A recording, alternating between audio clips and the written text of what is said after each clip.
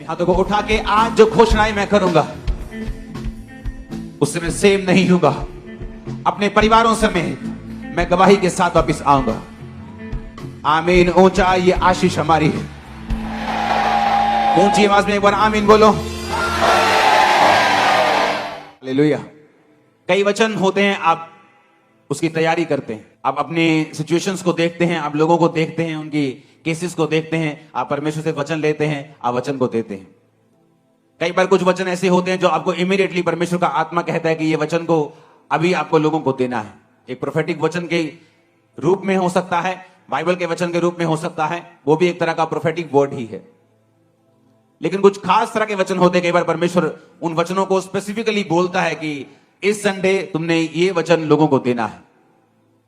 और जब पिछले कुछ सालों में जब मैं मैसेजेस सुनता हूं और लोगों को बोलते हुए देखता हूं कि मैं आपके वचन से मैंने इस तरह से बरकत पाई है, पूरी दुनिया में जब मैं घूमता हूं लोगों से मिलने का मौका मिलता है तो वो बताते हैं कि किस तरह से वचन ने मेरी लाइफ और मेरी सेवकाई, मेरे परिवार को बदला है।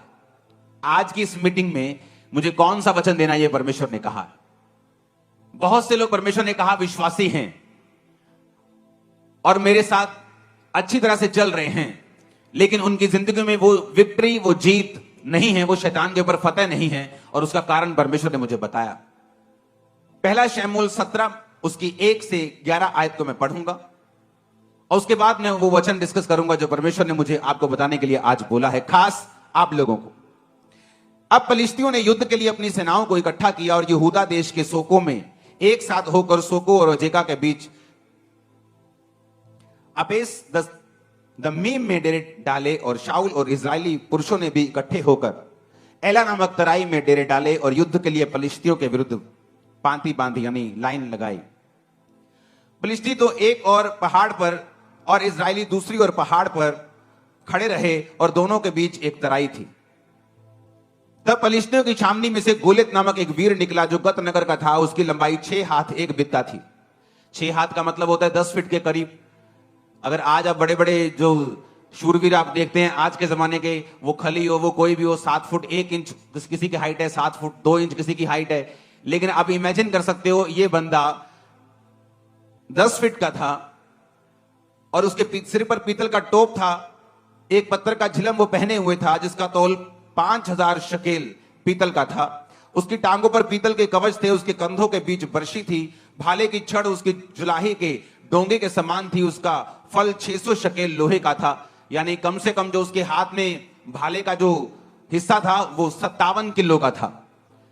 आज अगर आप में से 90% लोगों को बोलूं कि 57 किलो उठा के सिर्फ एक बार ऐसे कर दो तो नहीं कर पाएंगे। लेकिन उसने कहा कि वो उसके साथ वो लड़ता था और एक ढाल लिए हुए एक जन उसके आगे चलता था। वह खड़ा होकर इजरायली पांतियों को ललकार के बोला, तुमने यहां आकर लड़ाई के लिए क्यों पांति बांधी है? क्या मैं फलिश्ती नहीं हूं और तुम शाऊल के अधीन नहीं हो? अपने में से एक पुरुष चुनो कि वह मेरे पास उतर आए। यदि वह मुझसे लड़कर मुझे मारे तब तो हम तुम्हारे अधीन हो जाएंगे। यदि मैं उस पर प्रबल होकर मारूं तो तुम्हें हमारे अधीन होकर हमारी सेवा करनी पड़ेगी। वह फलिश्ती बोला, मैं आज के दिन इजरायली पांतियों को ललकारता हूं कि किसी पुरुष को मेरे पास भेजो कि हम एक दूसरे से लड़ें। और उस फलिश्ती की इन बातों को सुनकर शाऊल और उसकी समस्त इजरायलियों का मन कच्चा हो गया और वो अत्यंत डर गए। अब यहां पर 2 सीन हैं। पहला कि शाऊल डरा क्यों? कौन था शाऊल? वचन ये कहता है कि शाऊल इजरायलियों का राजा था। और किसने खड़ा किया था? क्या वो वोट्स लेकर खड़ा हुआ था? क्या लोगों की सहमति से खड़ा हुआ था? या उसे परमेश्वर ने अभिषेक किया था? आप मुझे बताइए वो किस तरह खड़ा हुआ था? परमेश्वर ने उसे क्या किया था और किसके द्वारा किया था? शमूएल नबी के द्वारा परमेश्वर ने उसका अभिषेक किया। और वचन कहता है कि जब वो परमेश्वर के साथ जुड़ा रहा, जब तक उसने बड़े बड़े राजाओं को मारा और उसने बड़े बड़े राजाओं को जमीन पर ला दिया, क्योंकि परमेश्वर का अभिषेक जो था उस पर था और परमेश्वर का आत्मा उसके साथ था। ऐसी एक भी लड़ाई नहीं थी जिसे शाऊल हारा हो और शाऊल एक भी लड़ाई में शर्मिंदा नहीं हुआ था। लेकिन अब यह क्या हो गया कि एक वीर आके निकलता है और बाइबल कहती है कि इजरायली सारे लोग कांपने लगते हैं और शाऊल राजा भी कांपने लगता है। ऐसा क्या हुआ कि यह कांपने लगा? क्योंकि वचन कहता है कि परमेश्वर के वचन पर चलते चलते शाऊल परमेश्वर के वचन से हटा, उसने परमेश्वर की आज्ञाओं को मानना छोड़ दिया, अधूरी अधूरी आज्ञाओं को मानने लगा, अपने फायदे की आज्ञाओं को मानने लगा, परमेश्वर के साथ अपने संबंधों को तोड़ दिया। और इसीलिए बात गोलियत की नहीं थी, बात यह नहीं थी कि एक 10 फुट का बंदा 50-60 किलो की जुलाहे की डोंगी भाला बर्छा लेके उसके सामने खड़ा है और बड़ा लंबा और चौड़ा है और सैकड़ों किलो का है। बात यह नहीं थी।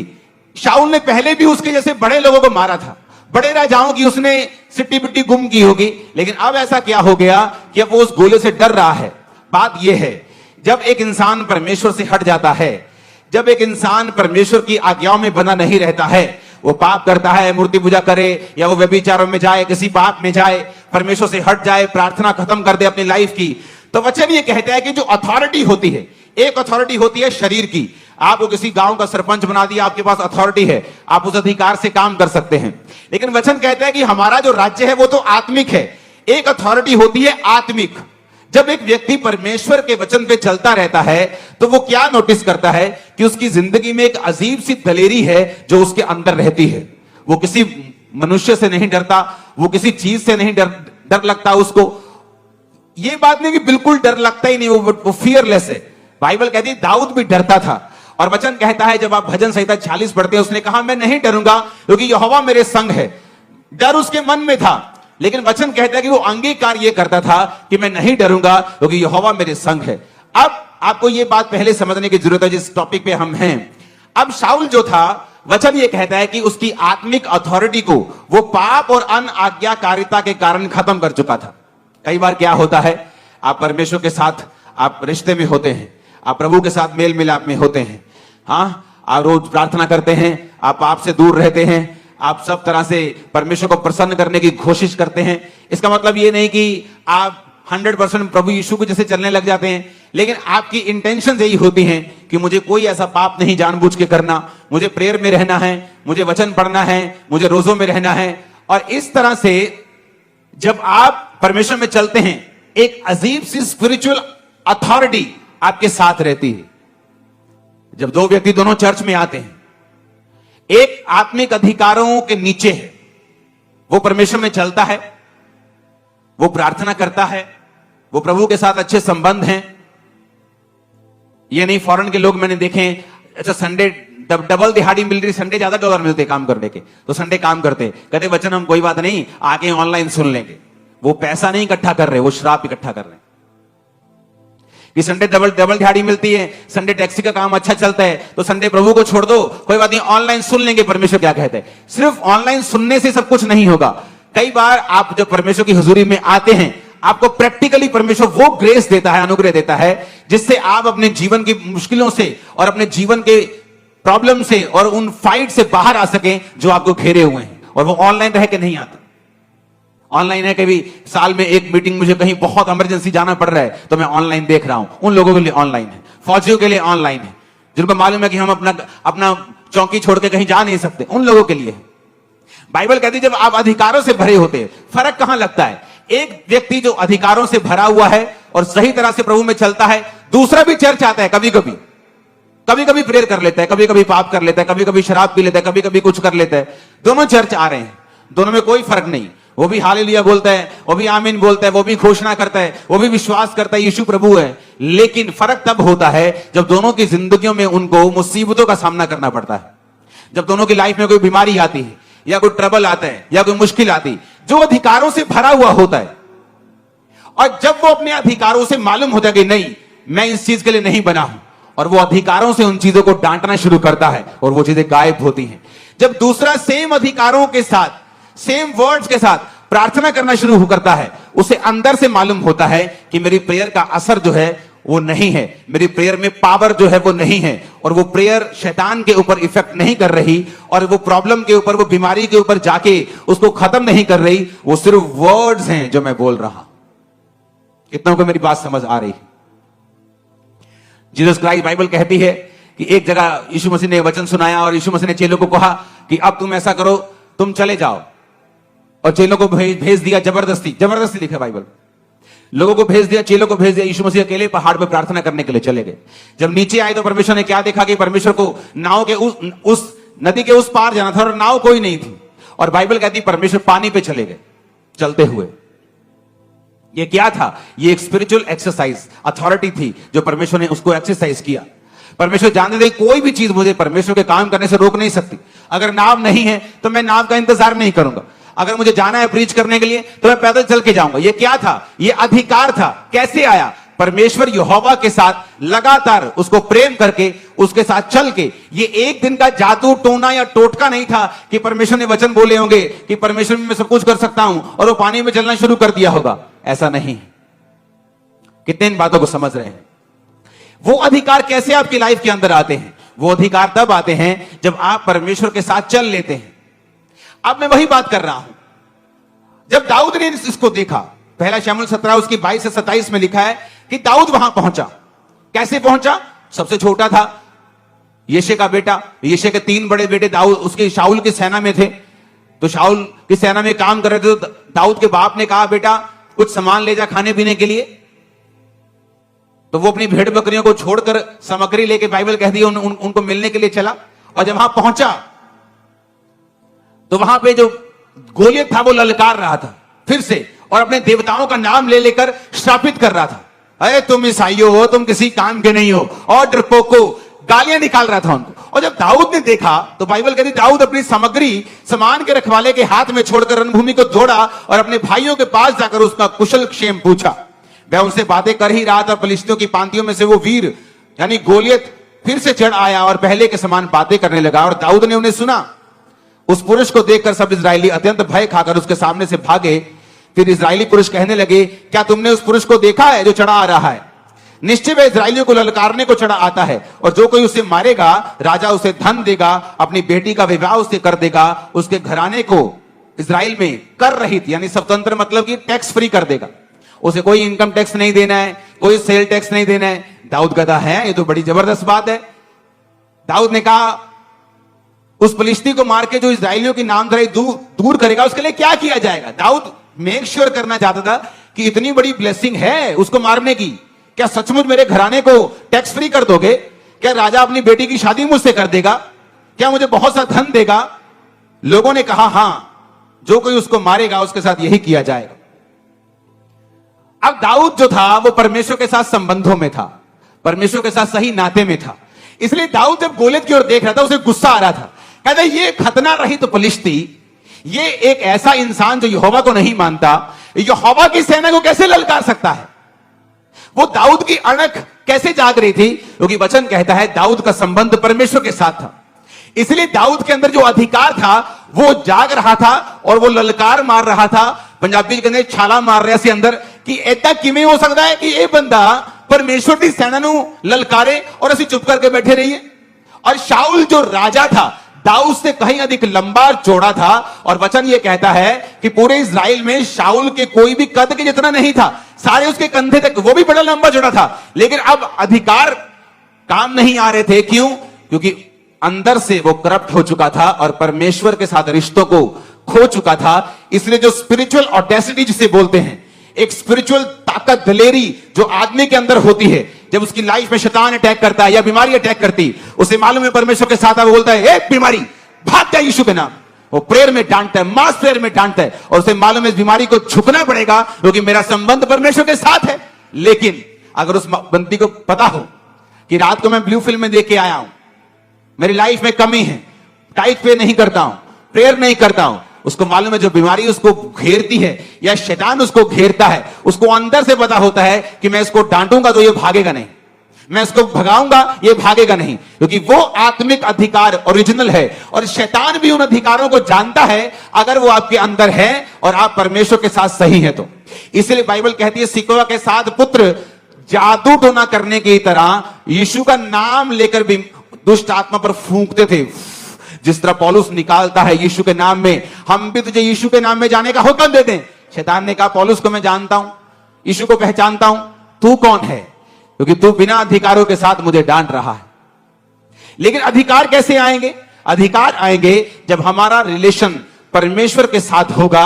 हम प्रभु के साथ रोज के तरह रोज चलेंगे, अपना क्रूस जो रोज उठाकर मेरे पीछे चलेगा वो मेरे योग्य होगा। परमेश्वर ने कहा। होता क्या है, आपको महसूस नहीं होता। आप अच्छी डाइट खाना शुरू कर दो, आपको एकदम से महसूस नहीं होगा। आप एक अच्छे देश में चले जाओ जहां का पोल्यूशन बहुत कम हो, एकदम से आपको फील नहीं होगा। लेकिन जैसे जैसे आप समय बिताते जाएंगे आपको महसूस होना शुरू हो जाएगा। आपके बाल अच्छे हो रहे हैं, आपकी स्किन अच्छी हो रही है, आपकी बॉडी अच्छी। आपको बाद में मालूम होगा कि ये पोल्यूशन फ्री देश है, यहां पोल्यूशन कम है और आपकी बॉडी अच्छा रिस्पॉन्स कर रही है। धीरे धीरे आपको मालूम होना शुरू होता है, एकदम से नहीं। आत्मिक अधिकार भी उसी तरह से, जब आप प्रभु के साथ चलना शुरू करते हैं, प्रेयर शुरू करते हैं, आप संडे प्रभु के घर में हैं, कुछ भी हो जाए, कोई लालच हो, दुगना पैसा दे, चुगना पैसा दे, कोई डराए, कोई धमकाए, कोई आपका रिश्तेदार शादी रख ले, लेकिन आप संडे चर्च में हैं, ये आपके अंदर अथॉरिटी को इकट्ठा करता रहता है। ग्रेस इकट्ठी होती रहती है और जब समय आता है मुश्किल का, ये काम आते हैं। हाथ उठा के हालेलुया बोलो। कितने इन बातों को समझ रहे हैं? मैं यही बात पूछ रहा हूं, ऐसा क्या था दाऊद में कि वो दलेरी दिखा रहा था, और ऐसा क्या नहीं था शाऊल में कि वो दलेरी दिखा नहीं पा रहा था? बात यह थी, दाऊद परमेश्वर के साथ जुड़ा हुआ था और शाऊल परमेश्वर से हट चुका था। तो पहला स्टेप आपका क्या होना चाहिए? अगर आपको मालूम है कि आपकी लाइफ का गोलियत है, लोगों को मालूम है कि आपकी फैमिली में ये ट्रबल है, आपकी फैमिली में मौत का आत्मा काम कर रहा है, कभी बाप मर रहा है, मां मर रही, मां बीमार है, अभी चाची बीमार है, अभी ताया बीमार है, आपको मालूम है कि आपकी फैमिली में गोलियत अटैक कर रहा है, आपकी अनसर्टेन टाइम पे डेथ हो रही है, जवान लोग बीमार हो रहे हैं, जवान लोग मर रहे हैं, तो आपको ये मालूम होना चाहिए कि गोलियत आपके परिवार के सामने खड़ा है। अब होगा क्या? अब रोने से कुछ नहीं होगा, चिल्लाने से कुछ नहीं होगा, बाइबल के वचनों को जादू टोने की तरह टोटका बना के बोलने से कुछ नहीं होगा, जब तक आपका अपना संबंध परमेश्वर के साथ सही नहीं होगा। हालेलुया। और जब आपका संबंध परमेश्वर के साथ सही होने लगता है, आपके अंदर अधिकार आने लगते हैं, और यह प्रैक्टिकली ही मालूम हो सकता है। जैसे मैं आपको बोलूं कि अगर आप ये खाएंगे तो आपके अंदर ताकत आने लगेगी, तो अभी आपको ताकत महसूस ना हो, लेकिन जब ताकत आएगी, अब मैं बोलूंगा क्या ताकत दिख सकती है? तुम्हें ताकतवर महसूस है, क्या तुम दिखा सकते हो? आप बोलोगे मैं दिखा नहीं सकता, लेकिन मैं महसूस कर रहा हूं कि मैं ताकतवर हूं। आत्मिक चीजें भी ऐसी हैं, मैं आपको दिखा नहीं सकता कि वो आत्मिक वो दलेरी क्या है। एक बीमारी के सामने जब खड़े होते हैं, वो दलेरी कैसे फील होती है, मैं आपको बता नहीं सकता, लेकिन आप अगर इन्हीं चीजों को फॉलो करेंगे, आप भी महसूस कर सकते हैं उस ताकत को, उस अथॉरिटी को, उस दलेरी को जो आत्मिक रूप से परमेश्वर आपको देता है जब आप परमेश्वर के साथ चलने लगते हैं। हालेलुया। कितने इन बातों को समझ रहे हैं? अब बाइबल कहती है, दाऊद ने शाऊल से कहा, किसी मनुष्य का मन कच्चा ना हो, तेरा दास जाकर उस फिलिस्ती से लड़ेगा। शाऊल ने दाऊद से कहा, तू जाकर उस फिलिस्ती के विरुद्ध युद्ध नहीं कर सकता, क्योंकि तू लड़का है और वो लड़कपन से योद्धा है। शाऊल ने कहा, तो वो भी बच्चा है और वो अपने बचपन से युद्ध कर रहा है, तुम्हें जमीन आसमान का फर्क है। दाऊद ने शाऊल से कहा, तेरा दास अपने पिता की भेड़ बकरी जब चराता था और कोई शेर या भालू झुंड में से मेमना उठा ले जाता था, तब मैं उसका पीछा करके उसके मारता और मेमने को उसके मुंह से छुड़ा लेता, और जब वह मुझ पर हमला करता तब मैं उसके बालों को पकड़कर उसे मार डालता था। तेरे दास ने सिंह और बालू दोनों को मारा है और यह खतना रहित फलिश्ती उनके समान हो जाएगा। अब आ गया दूसरा टाइम। पहला क्या? पहला, गोलियत क्यों नहीं मरता, लाइफ की मुश्किलें क्यों नहीं जाती। मैं बड़ा हैरान था जब लोगों से मिलने का मौका मिलता है, 80% लोग आकर बोलते हैं, मुझे आत्मा में बढ़ना है, मैं आत्मा में बढ़ना चाहती हूं। प्रेयर कितनी करते हो? 10 मिनट। अब ये वो हिसाब हो गया, कोई आगे बोले, मैं जी ओलंपिक बॉडी बिल्डर बनना चाहता हूं, ओलंपिक लेवल का।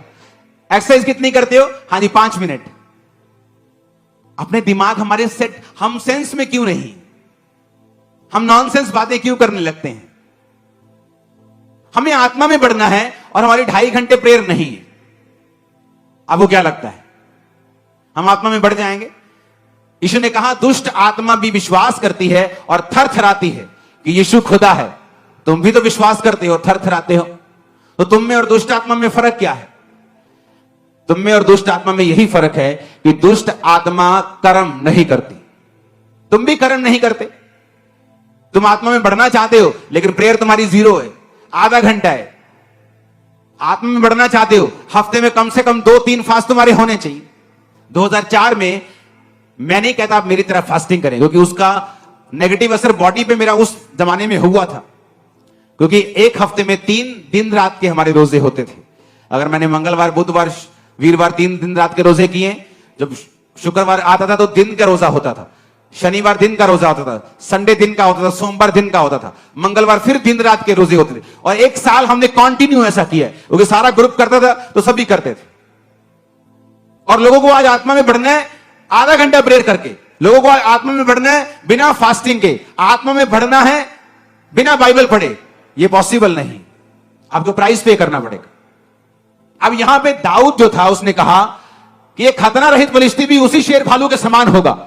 ऐसी ओडेसिटी, ऐसा दिलेरी कैसे? क्योंकि दाऊद को मालूम था कि परमेश्वर मेरे संग है। जोर से हालेलुया बोलो। अब 2 तरह के लोग हैं जिनकी लाइफ से गोलियत नहीं जाएगा। पहले वो जिनका परमेश्वर के साथ कोई संबंध नहीं, जो है तो क्रिश्चियन, आते तो चर्च हैं, लेकिन प्रेयर नहीं करते, पाप में है, अपनी मर्जी करते हैं। अगर घर में है तो फूट डालने का कारण है, घर में है तो मोहल्ले में है तो चुगलियों का कारण है। जिनका प्रार्थना में कोई ध्यान नहीं, जिनका यह ध्यान है कि चुगली कैसे करनी, घर तोड़ने कैसे हैं, कैसे पैसे अठियाने हैं, कैसे काम खराब करने हैं, तो बाइबल कहती वो अधिकार तुम चाहकर भी प्रयोग नहीं कर पाओगे, क्योंकि आत्मिक अधिकारों के लिए तुम्हें परमेश्वर के वचन के ऊपर चलना पड़ेगा। तो पहली तरह के वो हैं जो परमेश्वर के साथ कोई भी संबंध नहीं रखते हैं, और इसीलिए जब गोलियत उनके सामने आता है, वो शाऊल की तरह है तो क्रिश्चियन, है तो मसा किए हुए थे, कभी राजा थे, लेकिन अब टांगे कांपती हैं शैतान के सामने। क्यों? क्योंकि परमेश्वर के साथ संबंधों को तोड़ चुके हैं। और परमेश्वर ने बताया दूसरे तरह के वो लोग हैं जिनकी लाइफ से गोलियत नहीं जाता, जो दाऊद की तरह परमेश्वर के साथ संबंधों में तो हैं, लेकिन कभी भी घोषणाएं अपनी जिंदगी के ऊपर, परिवार के ऊपर, बिजनेस के ऊपर, बच्चों के ऊपर नहीं करते, कभी नहीं करते। पहला वो जो शाऊल की तरह है, वचन छोड़ चुका है, संगति छोड़ चुका है, पाप में है, फोन का यूज गलत करता है, सब तरह के गलत काम करता है, प्रभु के साथ कोई समय नहीं है उसका। पहली तरह के वो हैं। जब वो अपने अधिकारों का प्रयोग करने के लिए शैतान के सामने जाएंगे तो वो शर्मिंदा होंगे, क्योंकि तुम्हारे चाहने से कुछ नहीं होता। अगर चाहने से सब ठीक हो जाए तो दुनिया में कोई मरे ना, अगर चाहने से सब दुष्ट आत्मा चले जाएं तो दुनिया में कोई भी दुष्ट आत्मा से ग्रसित ना हो, कोई गरीब ना रहे, कोई श्राप में ना रहे। चाहने से कुछ नहीं होता। लाइफ तुम्हें वो नहीं देती जो तुम डिजर्व करते हो, लाइफ तुम्हें वो देती है जिसके लिए तुम फाइट करते हो। आमीन, हालेलुया। ऊंची आवाज में हालेलुया बोलो। कई बार आप लोग देखते हैं और आप सोचते हैं कि यार ये आदमी नाटा सा है, इसकी वाइफ कितनी अच्छी है, ये इसका हस्बैंड कितना अच्छा है, क्योंकि उन्होंने उन चीजों के ऊपर अपने अधिकारों का प्रयोग किया है, कब्जा किया है, श्रापों को डांटा है, प्रेयर की है, प्रभु से इंटरवेंशन मांगी है, प्रभु से मध्यस्थता मांगी कि परमेश्वर तू दखल दे हमारे जीवनों में। इसलिए कहा जाता है कि आप वो नहीं पाते जो आप डिजर्व करते हैं।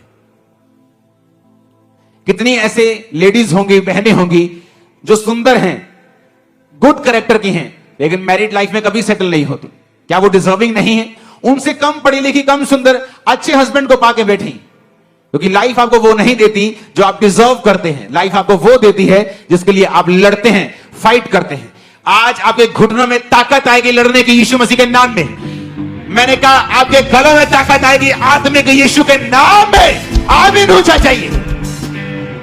तो पहली तरह के लोग आपको समझ आ गए, क्योंकि अगले 4 हफ्तों तक हम डिक्लेरेशन करेंगे, लेकिन उससे पहले मैं ये चाहता हूं कि हम सेटल हो जाएं आत्मा में, हम चीजों को समझ जाएं, क्योंकि अगले 4 हफ्ते जब डिक्लेरेशन के साथ प्रार्थनाएं होंगी, मैं आपको बता रहा हूं, मैंने हेवन को आपकी लाइफ के ऊपर ओपन होते हुए, शैतान के गढ़ों को टूटते हुए, गोलियत को आपके पांव पर गिरते हुए, बड़े बड़े गोलियत को गिरते हुए, आपकी लाइफ में सब रुके कामों को निकलते हुए मैंने देखा है।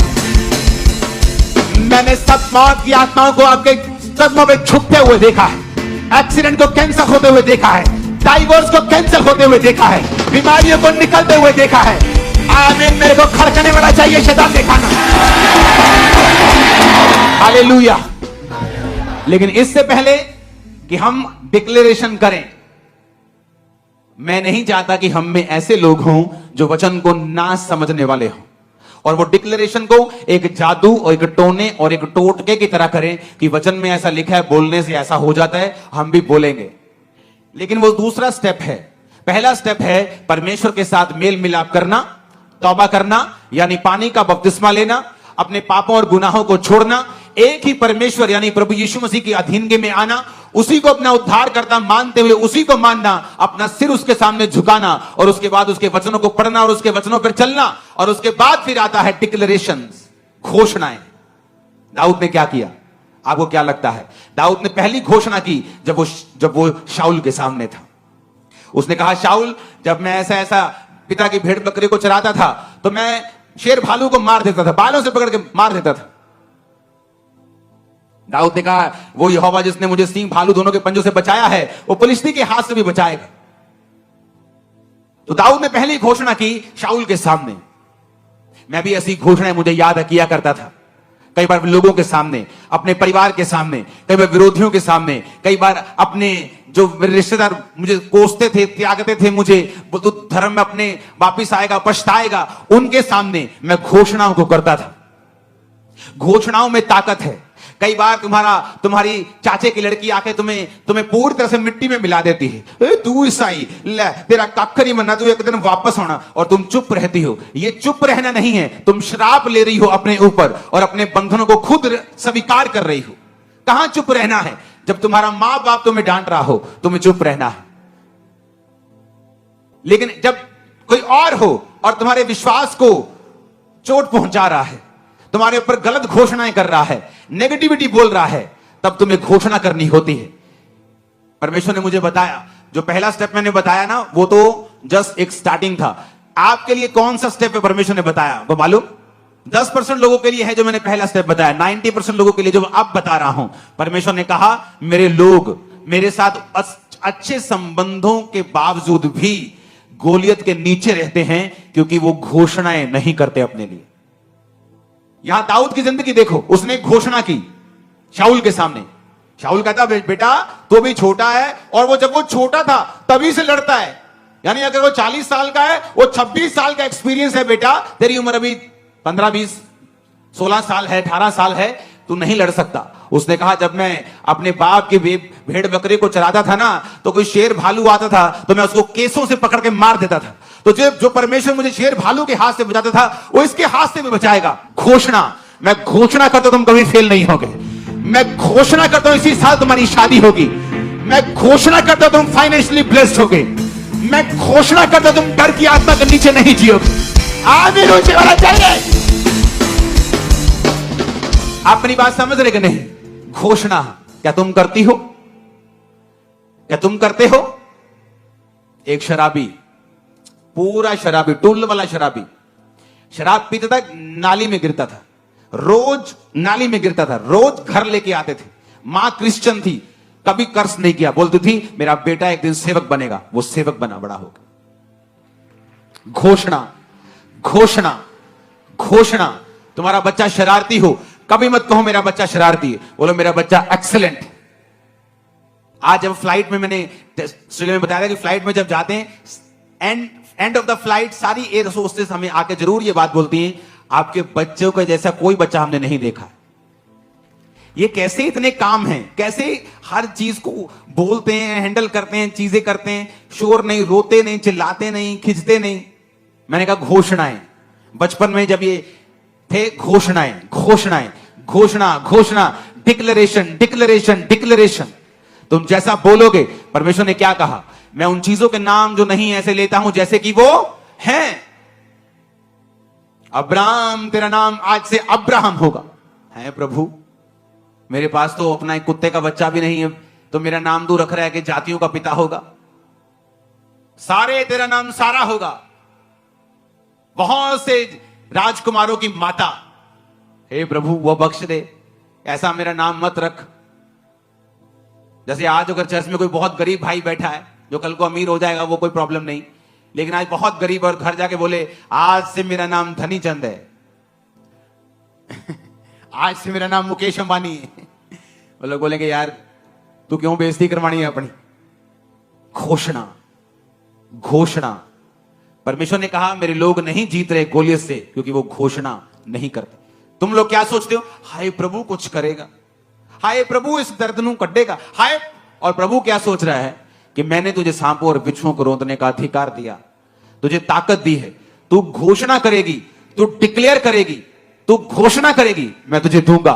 तू घोषणा नहीं करेगी, पावर तेरे पास होगी, लेकिन वो उसी मिट्टी में दब के खत्म हो जाएगा। आप मेरी बात समझ रहे कि नहीं? घोषणाएं। यहां पर पहली घोषणा दाऊद ने की। अब समय आया जब दाऊद ने जब घोषणा की तो शाऊल ने 38 आयत में लिखा, शाऊल ने अपने कपड़े दाऊद को पहनाए, पीतल का टोप सिर पे रखा, झिलम पहनाई।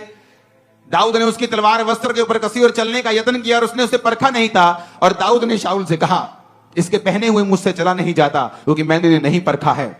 दाऊद ने उन्हें उतार दिया। उसने अपनी लाठी ली, नाले में से 5 चिकने पत्थर छांटे, चरवाहे की थैली अपने झोले में रखे और अपना गोफन हाथ में लेके पलिश्ती के निकट गया। पलिश्ती चलते चलते दाऊद के निकट पहुंचने लगा और जो जन उसकी ओर बड़ी ढाल लिए आ रहा था वो उसके आगे आगे चला।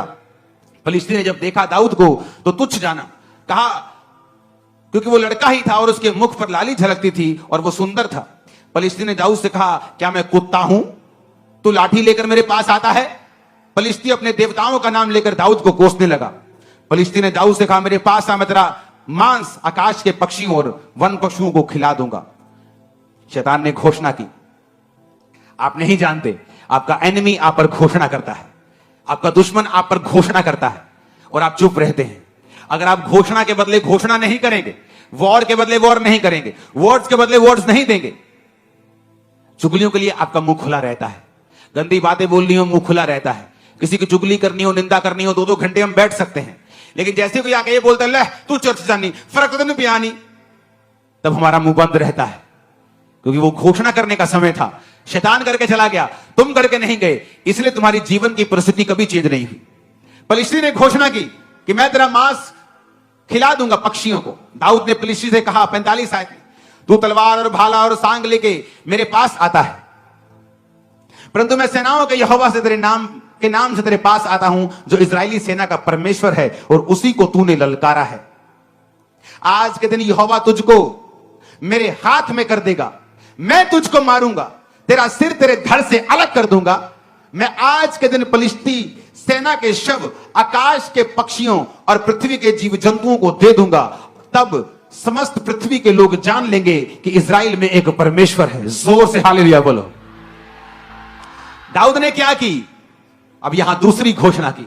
पहली घोषणा उसने शाऊल के सामने की, दूसरी घोषणा उसने उस गोलियत के सामने की। उसने कहा, तू तलवार लेके मेरे संग आता है, मेरे सामने भाला लेके, ये सामान लेके मेरे सामने आता है, परंतु मैं यहोवा के नाम से तेरे सामने आता। इसलिए उसने एक्सपीरियंस का यूज नहीं किया, अच्छी तलवार नहीं ली। दाऊद को जो परमेश्वर ने सिखाया था उसने उसी पे भरोसा रखा। प्रभु ने उसे सिखाया था, जो भेड़ बकरी को वो चराता था, कि किस तरह से गोफन को चलाना है, परमेश्वर ने उसे सिखाया। कई बार आप दुखी हो जाते हैं, आप बोलते हैं, परमेश्वर मेरे बाकी कजन ब्रदर तो बड़ा ऐश करते हैं, मेरी बाकी सहेली तो बड़ा ऐश करती, शादियों में भी जाती हैं, घूमती फिरती, सब कुछ करती, मैं ऐसा क्यों नहीं कर सकता, मैं ऐसा क्यों नहीं कर सकती। दाऊद भी कह सकता था, जब उसके भाई तो सेना में ऐश करते थे, पक्का पाप में थे, इसलिए परमेश्वर ने उनको मसा नहीं किया। पक्का पाप में थे, दोबारा कंफर्म हो गया जब गोलियत के सामने उनके पांव कांपने लगे। एक व्यक्ति जो आत्मा में भरा होता है, शैतान के सामने उसके पांव नहीं कांपते, शैतान के कांपेंगे और कांपते जिस तरह आज आपके सामने शैतान के कांप रहे हैं। उनके पक्का पाप उनके सामने आ रहे थे। कोई किसी के पांव नहीं कांपते जो पवित्र आत्मा से भरा हुआ होता है। डर उस पर अटैक कर सकता है, लेकिन उसका हल यह है, वो डिक्लेयर करता है। दाऊद ने घोषणाएं की हैं, अगर आप भजन संहिता में पढ़ेंगे, जब डर उस पर अटैक करता था वो घोषणा करता था, मैं नहीं डरूंगा, यहोवा मेरा संग, मेरे संग है, यहोवा मेरा शरण स्थान और बल है, संकट में अति सहज से मिलने वाला सहायक, इस कारण मुझे कोई भय नहीं, चाहे पृथ्वी उलट जाए। घोषणा, घोषणा। जब तुम घोषणा करते हो तुम्हारी स्पिरिट में कुछ जाता है जो तुम्हें दिखता नहीं। जब तुम घोषणा करते हो विपरीत तुम्हारे अंदर जाती है, बीमारी तुम्हारे अंदर से निकल जाती है, हड्डियों का दर्द चला जाता है, बीमारी श्राप चले जाते हैं, जब तुम घोषणाएं करते हो। लेकिन जब तुम इंतजार करते हो कि प्रभु कुछ करेगा, दाऊद वहां खड़ा होकर प्रभु की ओर नहीं देख रहा था कि प्रभु कुछ करेगा, कि गोलियत को हार्ट अटैक आ जाए, गोलियत अपने आप मर जाए, कुछ हो जाए, गोलियत का दिमाग चेंज हो जाए, हे प्रभु कुछ कर, हे प्रभु दया कर। उसने कहा, तेरा सिर तेरे धड़ से मैं अलग कर दूंगा, इन फलिश्ती सेनाओं के शव मैं आकाश के जंतुओं को दे दूंगा, क्योंकि तूने मुझे नहीं, तूने परमेश्वर को ललकारा है। जो आपके पीछे हैं, आपके पीछे नहीं है। जो इस सेवकाई के पीछे हैं, वो इस सेवकाई के पीछे नहीं, वो जीसस क्राइस्ट के मकसद के पीछे हैं। और उनका सिर धड़ से अलग कर देगा परमेश्वर, मैं आपको बता रहा हूं। आपका आमीन छोटा है। ये आमीन अपने परिवार के लिए बोलो, जीत जाओ। फाइनेंस के लिए बोलो और जीत जाओ। शरीर के लिए बोलो, चंगाई को पा जाओ। दिमाग से डिप्रेशन को हटा दो, आमीन बोल के। आमीन बोलो, रास्तों को साफ कर लो। आमीन बोलो, शैतान को हरा दो। जादूगरी की आत्माओं सबको खत्म कर दो, आमीन बोल। हालेलुया। दाऊद ने फिर डिक्लेरेशन की, फिर घोषणा की। 2 घोषणाएं करने के बाद वचन कहता है कि जब गोलियत उसके सामने आया, दाऊद उसकी ओर भागा, शैतान से पीछे नहीं हुआ, डर डर के नहीं उसको भाला, उसको वो गोफन मारा। बाइबल कहती उसके सामने फॉरवर्ड गया, बिना डर के उस गोफन को चलाया, उस गोफन में पत्थर रखा, चलाया, उसके माथे पे जाके लगा, गिरा गोलियत। तलवार नहीं थी, गोलियत की ही तलवार पकड़ी, उसका सिर धड़ से अलग किया। जैसे फलिश्तियों ने देखा, ले भाई अपना लीडर तो गया, तो बाइबल कहती सारे भागे। जब सारे भागे तो जो आत्मा में नहीं थे वो भी दलेर हो गए, कहते था डीएससी की तैसी, वो भी पीछे भागे, सबको मार दिया। और वही वचन पूरा हुआ जो दाऊद के मुंह से निकला था कि फलिश्तियों के शव आकाश के पंछी खाएंगे, और वैसा ही हुआ। यह कमाल था डिक्लेरेशन का, यह कमाल था यहोवा के वचन के ऊपर विश्वास करने का, यह कमाल था परमेश्वर के साथ संबंधों को कायम रखने का। आमीन ऊंचे वाला चाहिए चर्च। हालेलुया। तो अगर आपके संबंध प्रभु के साथ सही नहीं, मेरा विश्वास है इस मीटिंग के खत्म होने के बाद आप लोग बपतिस्मा लेने के लिए पीछे हमें मिलेंगे, बपतिस्मा लेंगे और प्रभु के साथ अपने संबंधों को कायम कर लेंगे। मैंने यहां पर लोगों को आते हुए देखा है चर्च में, और पूछा है उनसे कब लिया बपतिस्मा, कहते जिस दिन हम चर्च में पहली बार आए थे हमने बपतिस्मा ले लिया था। और जाके चेक करो उनके लोगों की गवाहियों को, चेक करो किस तरह से परमेश्वर ने उन्हें ब्लेस किया है। जब परमेश्वर के साथ उन्हें संबंधों को कायम किया, टाइम वेस्ट नहीं किया। जब मुझे मालूम हुआ था बपतिस्मे का मसीह में आने के शायद 2-4 हफ्ते बाद ही, तो मैंने अपने पास्टर को बोला मुझे अभी चाहिए। तब लोग देते नहीं थे, तब 20-25 इकट्ठे होते थे, तो तब मिलता था जब 2-4 महीने में। तो मैंने मसीह में आने के 1.5-2 महीने के बाद बपतिस्मा ले लिया था। मुझे वो भी लेट लगता था, मैंने कहा लेट लिया है, मुझे और जल्दी लेना चाहिए था। पहला स्टेप है अपने संबंधों को प्रभु के साथ कायम रखना। आत्मिक जो रूल्स रेगुलेशंस हैं, वचन पढ़ना, प्रार्थना करना, संडे प्रभु के घर में आना, प्रभु के भवन में लगाए जाना, सेवा में हिस्से को देना, सेवा करना, इवेंजलिज्म टीम का हिस्सा बनना, बोना, प्रार्थना करना, अपनी सेवकाई के लिए, अगुओं के लिए प्रार्थना करना। जब आप इन हिस्सों में शामिल हो जाते हैं, उसके बाद आपके अंदर अथॉरिटी आनी शुरू हो जाती है, आपको महसूस हो या ना हो। और जब आप फिर प्रभु के साथ संबंध कायम कर लेते हैं, उसके बाद आपको डिक्लेरेशंस करनी है। अगर आप नहीं करेंगे, गोलियत खड़ा का खड़ा रह जाएगा। और यही वचन देने के लिए प्रभु ने आज मुझे आपसे कहा है। आप तैयार हैं क्या? वो कोई भी रोग क्यों ना हो, वो कोई भी ट्रबल क्यों ना हो, अगर आप घोषणाएं नहीं करेंगे, अगर आप डिक्लेरेशन नहीं करेंगे, आप बोलेंगे नहीं, घोषणाएं मन में नहीं होती। दाऊद ने मन में नहीं सोचा अच्छा तेरे को मार दूंगा, मन में सोच रहे हैं, मन में नहीं सोचा, मुंह से बोला। इतनी जोर से बोला कि गोलियत के कानों में खड़कती थी आवाज, इतनी जोर से बोला कि बाकियों को भी सुनता था, इतनी जोर से बोला कि शाऊल को भी मालूम हो गया कि हां कुछ तो है इसमें। क्योंकि शाऊल भी कभी आत्मिक था, तो उसे भी जो व्यक्ति आत्मिक होता है, एक समय वो आत्मिक नहीं रहता, पर वो आत्मिक व्यक्तियों को फिर भी पहचानता रहता है कि हाँ इसमें वो चीज है जो कभी मुझ में थी। कितने मेरी बात को समझ रहे हैं? उसे मालूम था कि गोलियत जो दाऊद गोलियत के लिए कह रहा है, इसमें कुछ है, इसमें कुछ बात है। उसकी घोषणाओं में ताकत थी। आपको मुश्किल होती है, आप रोने लगते हैं, आप प्रभु की ओर हाथ उठा लेते हैं। मूसा भी ऐसे ही करने लगा। जब मूसा ने देखा पीछे फिरौन अपनी सेना के साथ पकड़ने के लिए आ गया, आगे समुद्र था, पीछे फिरौन था, लोग बकबक करने लगे, ले मूसा साडिया कबरा हूं तू समुद्र च बनवाएगा, काश असि तेरे नाल ना आंदे, तेरी गल ना सुनते। और मूसा, बाइबल कहती, परमेश्वर की दुहाई देने लगा, जोर जोर से रोने लगा, प्रभु कुछ कर। परमेश्वर ने कहा तू मेरी दुहाई क्यों दे रहा है? क्यों दे रहा है मेरी दुहाई? तेरे पास लाठी है, लाठी को समुद्र की ओर कर, तो वो 2 भाग हो जाएगा। क्यों दे रहे हो दुहाई? परमेश्वर ने कहा क्यों भिखारियों की तरह मांग रहे हो? तुम नहीं जानते तुम्हारे पास घोषणाओं की ताकत है, तुम्हारे पास वचन है, तुम वचन की घोषणा कर सकते हो, लेकिन प्रॉब्लम यह है इसको जादू टोने और टोटके की तरह हम नहीं बोल सकते जब तक हमारे संबंध परमेश्वर के साथ सही नहीं। इसलिए शैतान पूरी कोशिश करता है आपके संबंध परमेश्वर के साथ पहले जैसे ना हो, किसी तरह आपको पाप में डाला जाए, किसी तरह आपको डिस्ट्रैक्ट किया जाए ताकि वो चीज आप में रहे ना। जब आपकी आप में वो चीज है ही नहीं, आपका पास्टर जितनी मर्जी घोषणाएं करे जाए, आप उसको रिपीट करी जाए, शैतान को मालूम है उस पर असर नहीं होने वाला है। इसलिए जरूरी है प्रभु के साथ संबंध कायम करना, और फिर जरूरी है संबंध जब कायम हो जाए घोषणा को करना। अपने हाथों को उठाओ। थैंक यू जीसस बोलो।